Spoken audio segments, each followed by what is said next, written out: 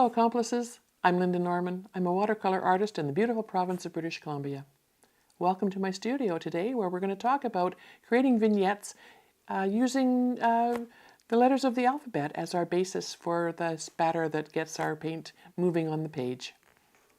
Vignettes, oh my gosh, everybody loves vignettes and they are so fun to do, especially with watercolor because you get that flow. When you get the right mix of water and pigment on your page, it's magic, and I just love it.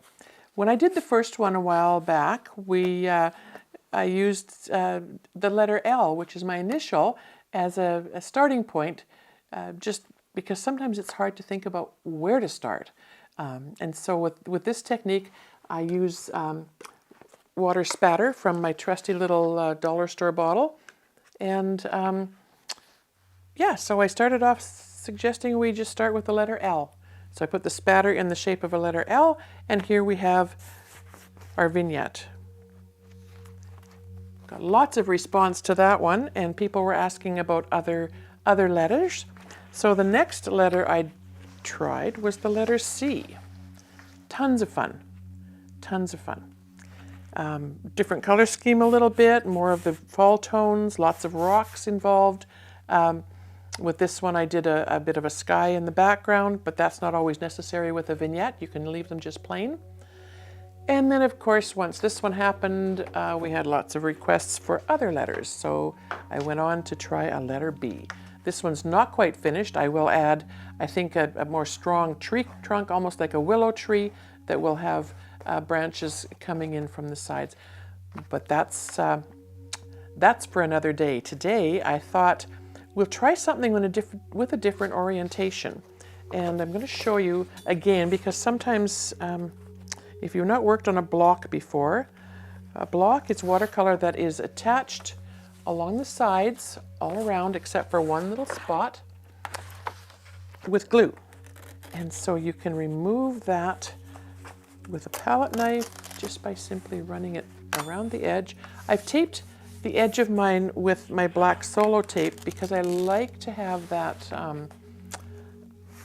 finished feeling, so it kind of gives me an idea of what it's going to look like under a black mat, which is how I very often like to finish my paintings and have them framed. So they come off as simple as that. Oops. So we'll set that one aside until a day when I have time to work on those tree trunks. So those were all portrait orientation. I thought today we'd try something on a landscape. And I'm thinking maybe the letter M would nicely fill that, or a W. A W could work as well. Now that's a dilemma. Which one am I going to do first? Well, I said M first, so let's do M first. This is how we make decisions around here, right? Okay, I'll put my palette knife away. I'm going to take out my tape. Today I'm going to be using my favorite Arches paper. Turn this around so you can see it. It's a watercolor block. It's a fine grain, which is a little bit different from what I often use is more of a rough grain, but this is, for fine grain, it's still got a bit of a texture to it, which is quite lovely for this technique, because we're going to use a little bit of the plastic with the bread tab to make rocks and different things perhaps. We'll see where our M takes us. It's 140 pound, 300 GSM, that's grams per square meter. That's how they measure paper in the big grand scheme of things. 100% pure cotton. Arche, I can't find anything yet that compares, so I'm always happy to be back painting on my Arche 100% cotton paper. It's part of my team. My brushes, my pigments, my water, all my tools are things that I've just developed a relationship with and have come to really appreciate. And the more I paint, the more comfortable I am with knowing what they will do with the things that I throw at them. So, all right, I'm going to give my paints just another little wake-up call. I haven't yet decided what color schemes I'm going to use today. The ones that I've done so far have always been with my own color palette, the one I put together for myself, and I might just stick with that today. I'll keep my other palette here with the colors that Michael Soloviev has recommended for his workshops. I'm going to keep that woken up and ready to go just in case, you know, we need something as a highlight or something jumps out and indicates that we need to do a little bit different colors. All right. So I've woken up my paints. I've got my paper ready to go. I will quickly give this just a quick tape off. Sorry for the noise on the microphone. It's annoying, but it's important. I'll hold it out there. See if that makes a difference, right?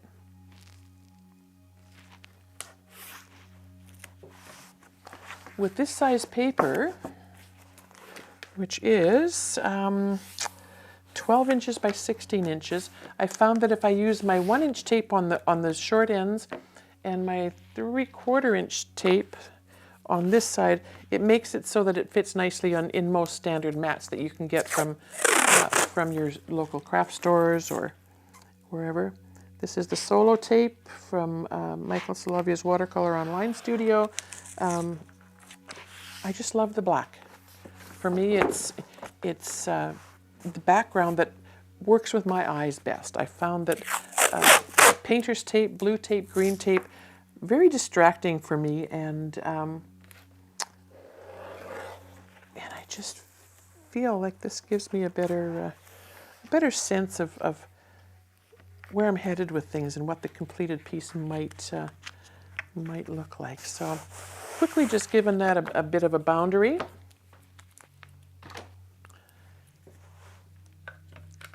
The letter M. For this technique, I like to use a spray bottle that has the ability to just spatter.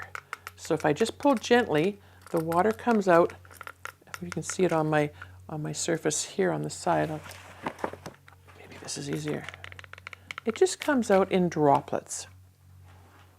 There's no rhyme or reason to them. They're not joined in any way. Some of them maybe just because that's the way they fall out, as opposed to this mister bottle that just gives us a very fine mist, which is what I use for wetting my palette. And for bigger washes, if I want to do a sky, then I would do a nice mist, perhaps, if I didn't want to use my brush to wet down that paper. What this will allow is the water can be more directed. Now I have to decide whether I'm going to do a lowercase m or an uppercase m. And I think I will do a lowercase m. So let's start. And because we've got this nice big expanse of paper, we can use the whole thing. So I'm going to start up and a little first half of the M. And there's the rest of the M.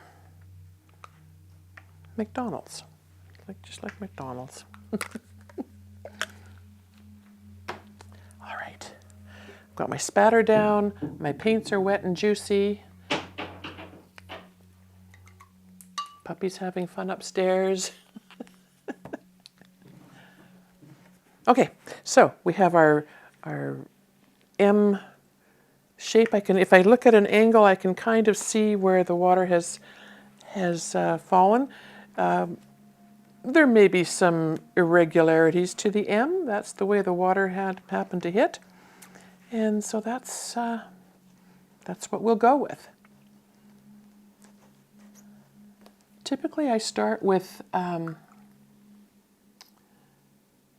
Mayan dark blue, because when it dries, I just love how that color diffuses and becomes light, almost misty. So I'm just going to touch that into some of those wet drops and let the water and the pigment move as they will. One of the things you may notice is that I paint flat on the surface. Some people like to tilt their page. I prefer just to leave it flat, and if I need it to be tilted, I can move that myself. So I don't mind that this is kind of pooling here, because it will give me a nice anchor for the base of the M. And I'm not going to get too much into that beginning part yet. That can happen later if we decide we need to do more. And I think I'm going to work on the center part now. Just see where that takes us. Look how beautiful that paint, that pigment just wants to flow and follow those droplets of water. So it's a little abstracty, a little organic. Once I get the basis in, then I can sit back and have a look at what's happening on the page and see what it inspires me to create. It's interesting that this, I mean, typically I'm a landscape painter, but this is already reminding me of a city scene, street lamp, and some edges of buildings and some alleyways and things. So who knows? Who knows? We could be on the precipice of a whole new art journey for me. There we go. All right.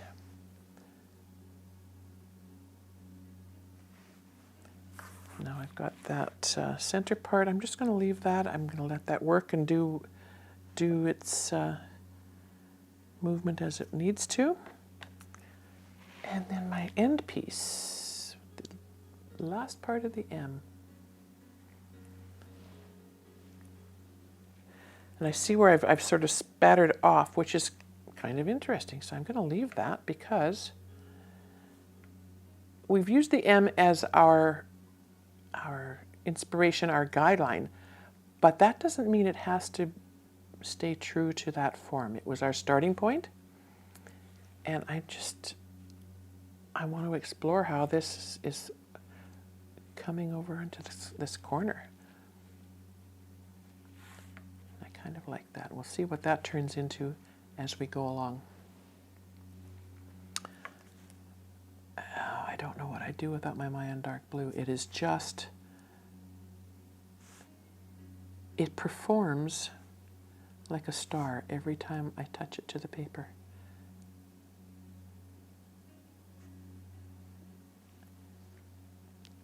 Having just come back from Scotland and seeing the buildings, the architecture, the old stone and the towers and the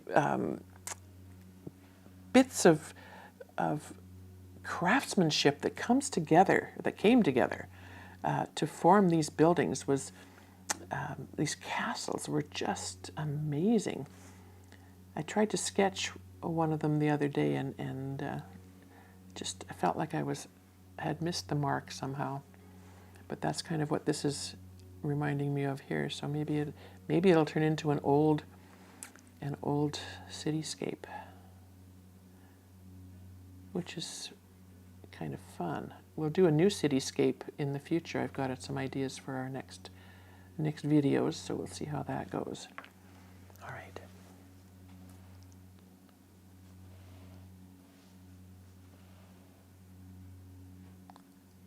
I'm usually a fairly fast painter, but I do like to stop and have a look and just sort of see where things are headed and where the water and the pigment want to go. Often when I'm near the end of a painting session where I think I'm almost done, or think I am done, I'll take a photograph and I will go out of the studio, make a cup of tea, go make dinner, sit for a little while, pull a photo out and have a look at it. And that will tell me very often, very glaringly in fact, where I need to make adjustments, where I can go with a painting. Things will show up that I hadn't noticed before, and I can go back in and I can enhance that, work on that a little bit more.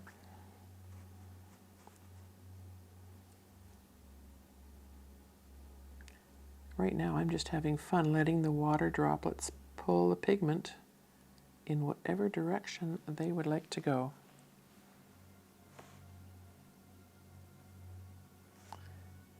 Now I won't go back in ever when this portion of the painting is still drying. Any moisture that I add now will just cause puddles and pools and change the dynamic of where the paints are headed. So I wouldn't add more spatter to that painted area. I might, if I wanted to, I could cordon off some of that with a piece of paper and then spray in certain areas. But I think right now I'm just going to keep filling in these water droplets and see where they head. I see where in my initial spray I didn't, the droplets didn't land in this section, so that's going to be an interesting bit to consider once we get there. Okay. Now this could be a spot where I do tip the page slightly. I don't think there's enough, other than right in here, there's really not enough water on the page to do much. And I'm going to just bring that up. You can see where this brush is so important in my studio. It is just the handiest tool. I can be as delicate and careful as can be. Then I can also do big washes with it as well. So I think what's happening here is a bit more moisture than I want. So I'm just going to go in with the edge of my paper towel and just drink up some of that. It's going to keep it damp enough that I can go back in with a tiny bit of that blue on the tip of my brush and just add it in, and it will continue to move around and create that basis for this center pillar.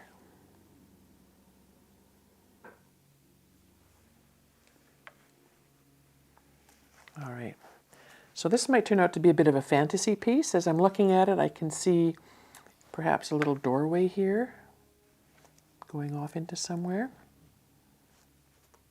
I wish I could paint a dragon. I'd put a dragon in here. It might fit the theme. All right. So now is the crucial point when I have to decide really where this is going to go.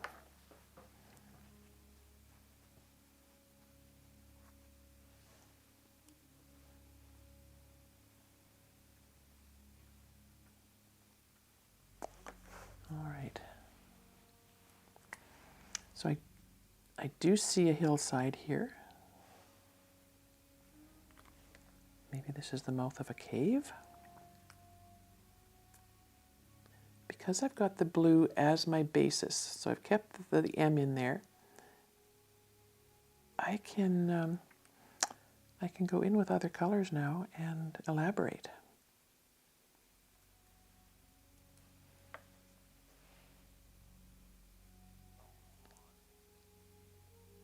And so we'll see where this heads.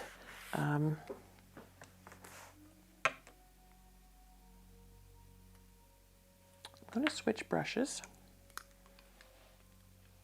Can I go to my solo? It's about 1.5 inches wide, I think. It holds quite a bit of water. And I'm going to fill in, and I'm just going to start playing with some color. See what happens.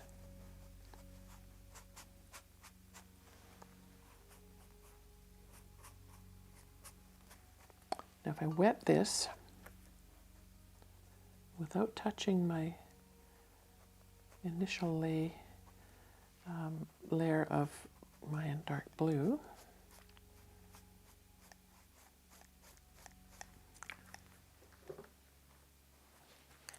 I'm going to see if I can use a wider brush. I just have an idea. I'm not sure how this is going to turn out. This is all about the play. Let's see where we head with this. So I'm using the Solar brush that's a bit wider. It's got 5 prongs as compared to the 3. I love these brushes because they hold a ton of water, but also they can be brought to a chiseled point. So I can draw lines with them. So what I'm thinking here is, I've got a bit of a line here. I might build on that and build a building of some sort. I am not an architectural or a technical artist at all. So this is going to be an experiment. So welcome along. Let's see, this is a bit of a grayish color.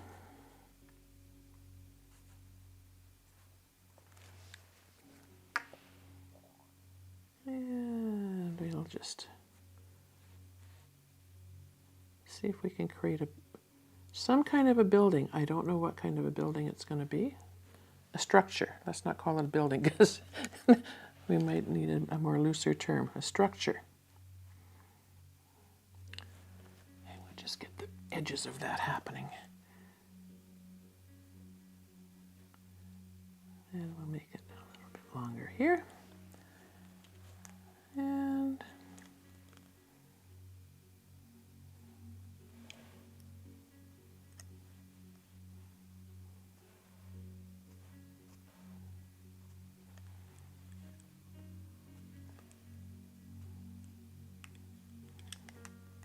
And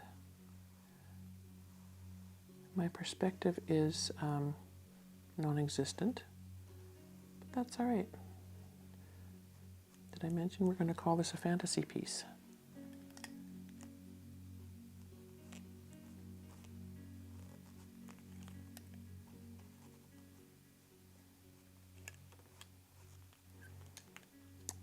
And then let's make another tower up here.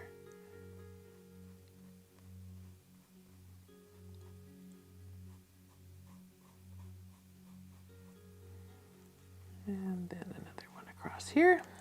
I'm going to have to change that a bit. They might start looking like silos. Might be a farmyard before we know it. Oh my gosh.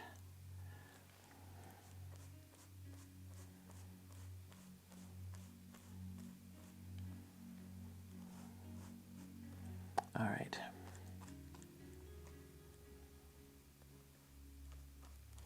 Bring that up a little bit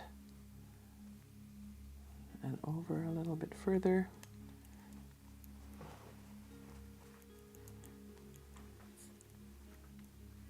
And we'll leave this as it'll be the hint of a structure. How about that? And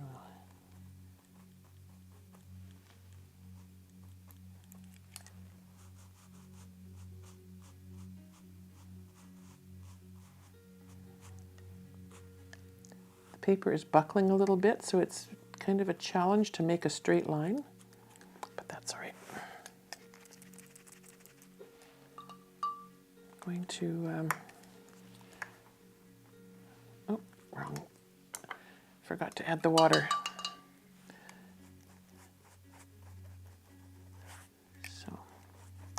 This is purely an imagination piece.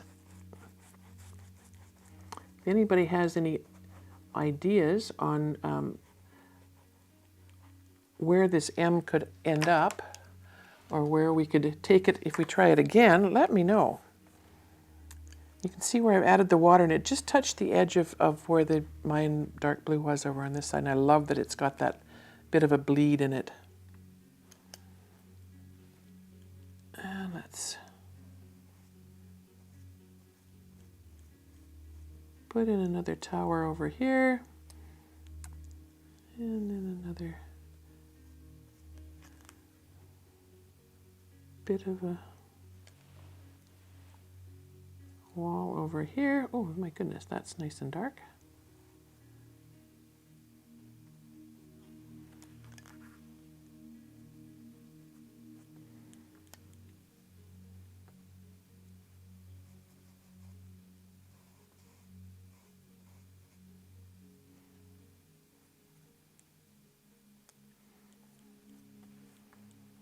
In that case, let's put some dark over here. Balance things a tiny bit. Just because it's fantasy doesn't mean it can't be balanced a little bit, eh?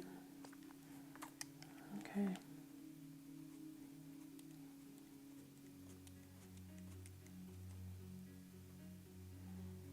Yeah, just a tiny bit of, just a touch of color here and there.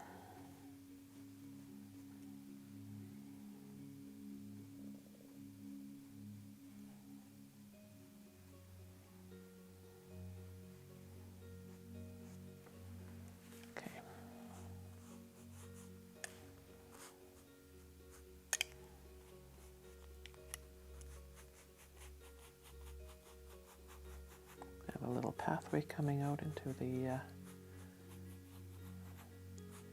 foreground here.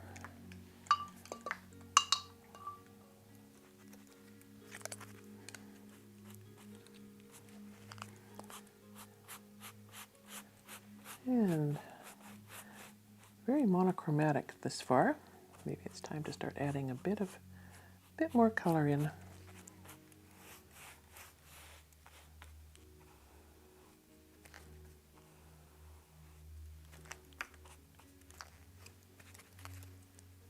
Think about what color would maybe enhance that that blue and make it really, really fantasy-like.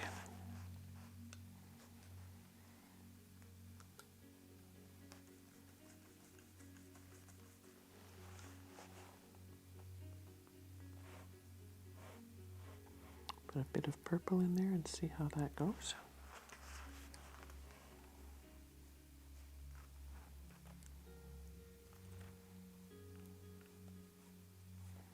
And a little bit over here.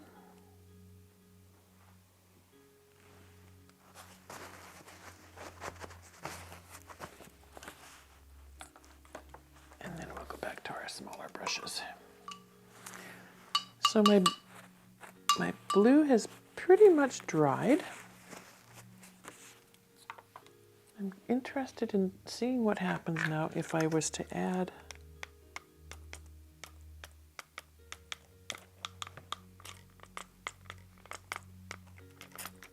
just a bit more and use,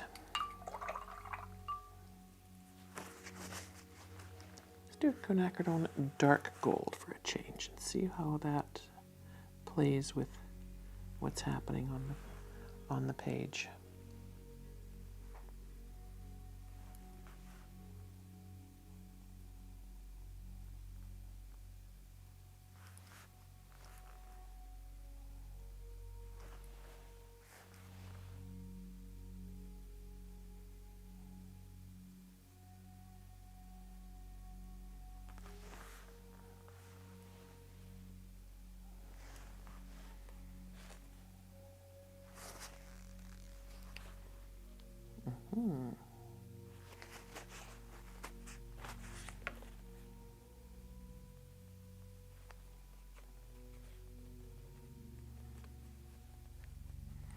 Let some of this, where that paint dropped and it made a mark and I couldn't pick it off, I'll just create a bit of that gorgeous rusted. This is the quinacridone dark gold. It doesn't lighten, of course, as much as the quinacridone gold, but you can see here where it's pushing away. It's moving into that wetter area, which is really, really quite beautiful.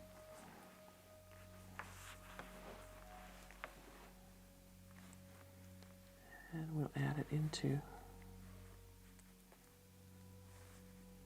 I don't think that purple was the best idea. I'm going to cover that with the gold. I think that's a better plan. With the side of my brush, I can just pull those colors across.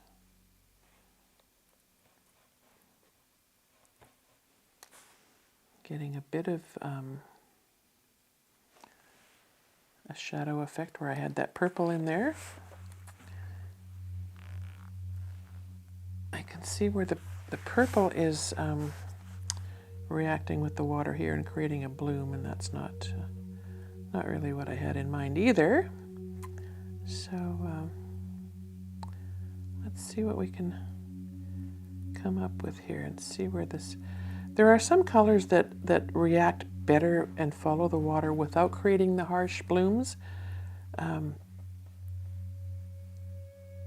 some that just blend in beautifully with. You can see here where the quinacridone dark gold is blending with the Mayan dark blue, and the colors that it's creating on its own are just quite spectacular. So when I do these, I just kind of keep adding paint and playing with it and seeing where things will end up.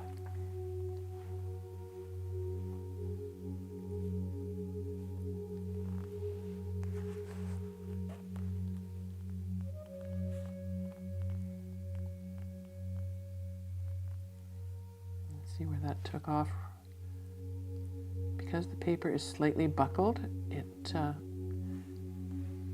will cause the pigments and the water to move in certain directions, depending on which way the paper is tending to fold.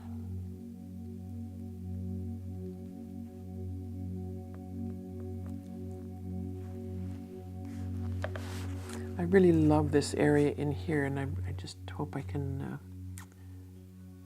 maybe have enough moisture there to create some of those color blends that are so beautiful.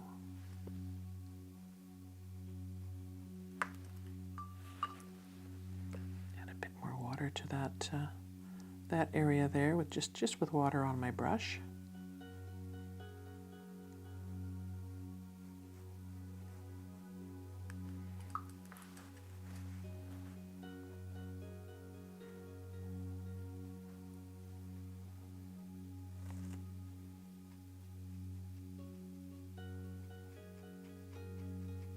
And we're just starting to fill in some areas.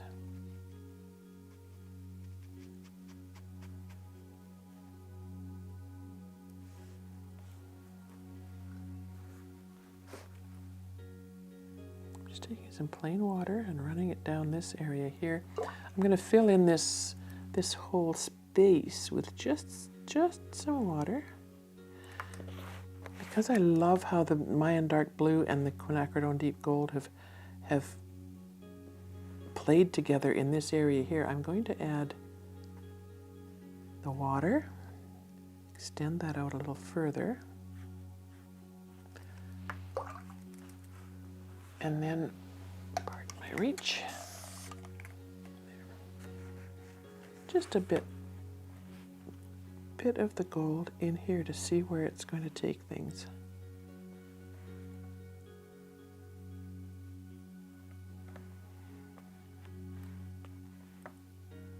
As it's mixing with the purple and the blue, it's just absolutely gorgeous. And I like that a bit of that purple is kind of coming through. It's almost like it's bruised underneath, and it's just it's just gorgeous. This color is very similar to the bronze tones of the bracken in Scotland. That as winter and fall approach, they just change to such beautiful colors.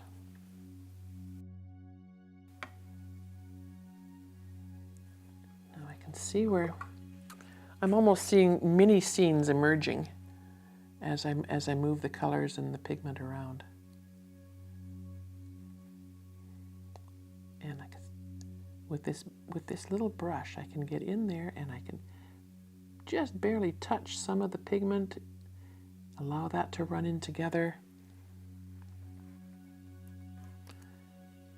So these kind of projects can be a real exercise in learning what your paints can do, seeing what they can do, and try whatever inspires you, whatever might come from just putting colors down and seeing what happens. I'm going to try this way now from that gold, and I'm just, as I did here from the blue over, I'm going to try this way from the gold over and see what happens if we add a bit of that blue on the side of the brush.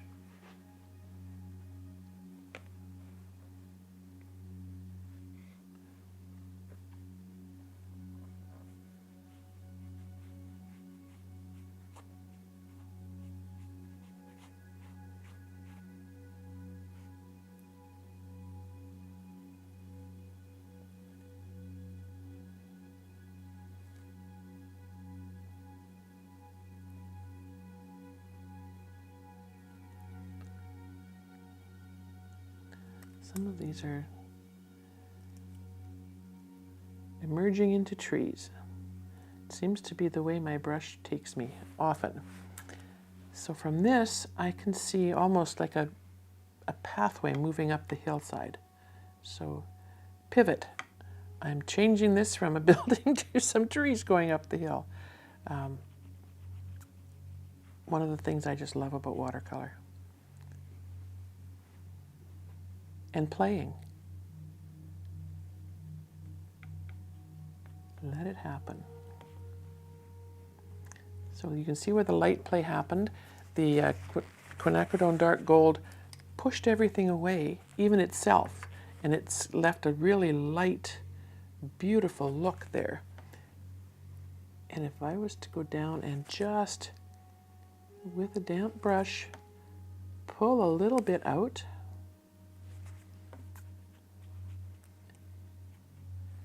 it will give us that beautiful pathway coming down into the center part of the M. You see what I mean by paintings almost paint themselves. A little nudging, a little encouragement, a little imagination.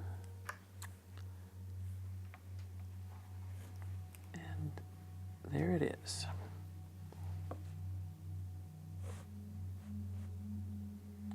I just want to define a couple of tree shapes in here just to get us back to that forest feel and away from those wonky buildings that I was trying to create.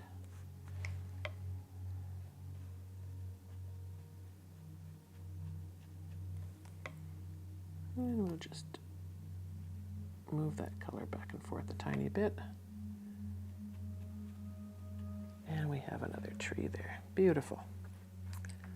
Another beautiful tree. These are little shadowed areas, little bit of trees in there maybe.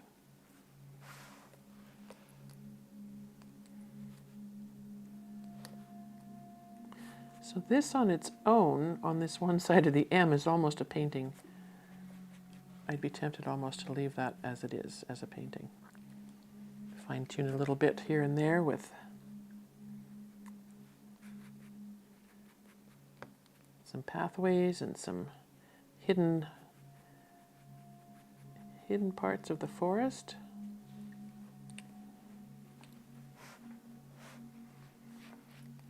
And now we can move back to this side.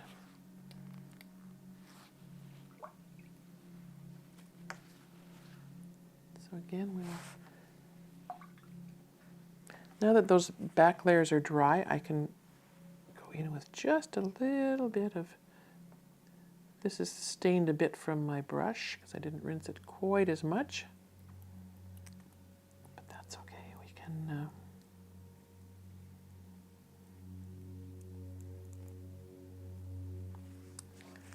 We can make that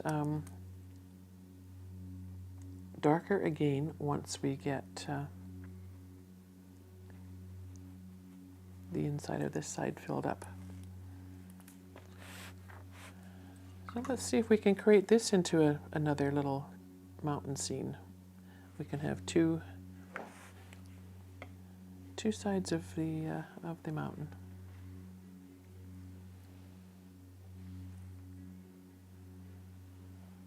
A little bit of quinacridone deep gold over on this side, just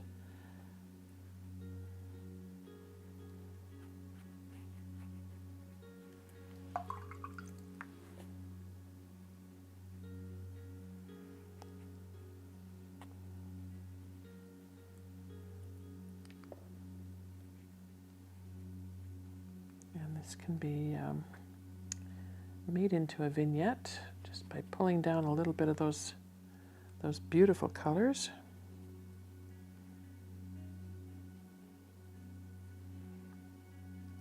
So they just kind of drop away into nothingness.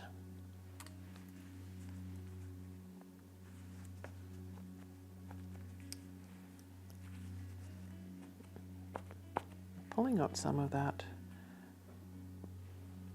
blue from that area there, we can make it almost like it was its own huge, big old blue spruce.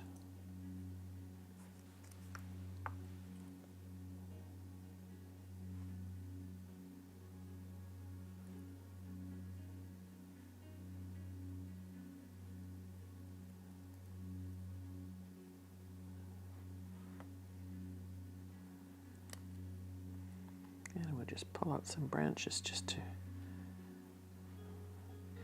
give that tree a bit of personality.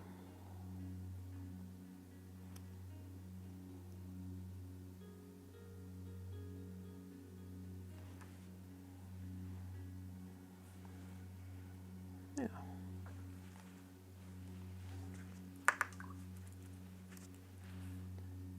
What I love about watercolor too is that you can go in and change. I mean, I know with other paints, acrylics and oils, you can paint over the top. And in watercolor, unless you're using a gouache or multimedia, that's not the option. But you can manipulate, you can move things around and create new shapes, new things happening. I love that this tree has emerged from that castle wall. We're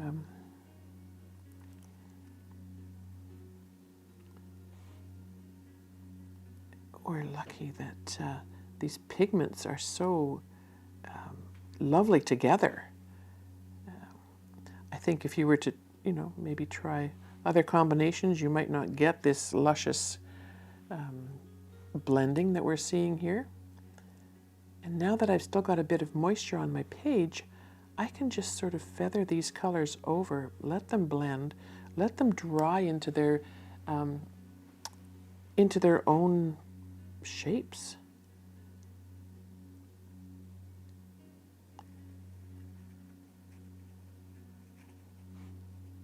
And it's it's not necessary to paint every minute detail. You can tell that this is a stand of trees. And you don't have to fill in every space with color. A little bit of white in the background is often exactly what you need. In this part here, for example, I wouldn't change that. I like that texture that it allows. On this side, I might just add a bit more of the feathering with a bit of the gold.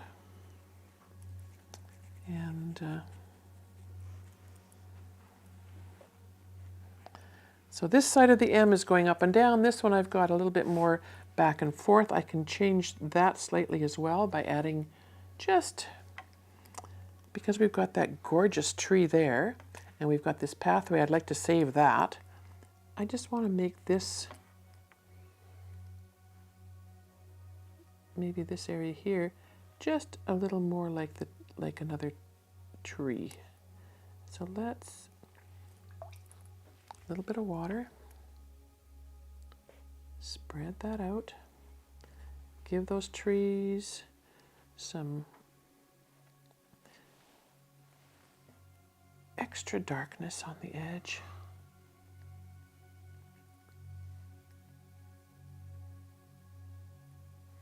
And spread that around a little bit just so that it helps to join the forces. Let's do another one in here, just a bit of darkness for the center of our M, so we can keep that, preserve that initial thought. And these are just going to require very thin lines.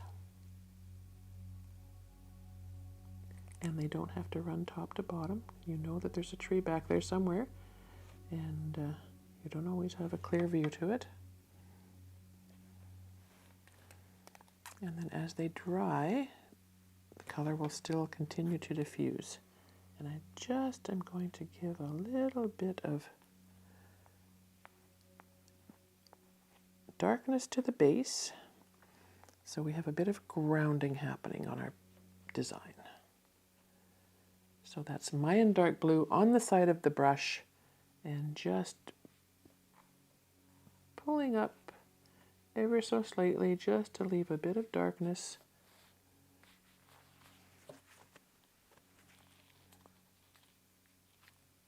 And we have a bit of a horizon line for the basis of our design. This fellow looks a little odd by himself out here, orange in the middle, so we're just going to go in with our Mayan dark blue, which just what's left on our brush, and I'm just touching the tip very barely into the water, just enough to allow my brush to spread it a little further out. And then when I get down here, I want to, I just want to give these guys a bit of, bit more body. So I'm just going to feather that out slightly. This one as well, feather him out a little bit. Give a little more body to these fellows. And I don't mind that this quinacridone dark gold is showing up here so much because it's darker, but on this side it doesn't seem to be as dark, so I'm just going to fill in just with a little bit of light color. One more dab of the quinacridone, just very briefly in here with a bit of water to brighten it.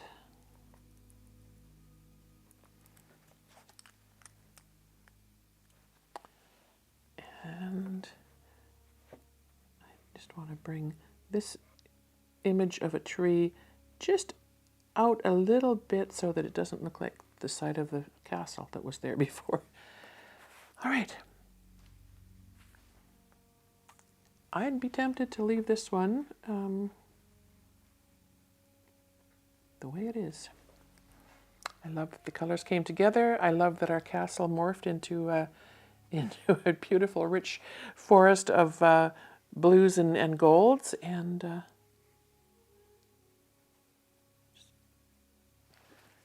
touch that a tiny bit, give it a bit of lightness in there. You can see how a damp cloth or paper towel can really allow you that, that kind of shadowing, shading dimension.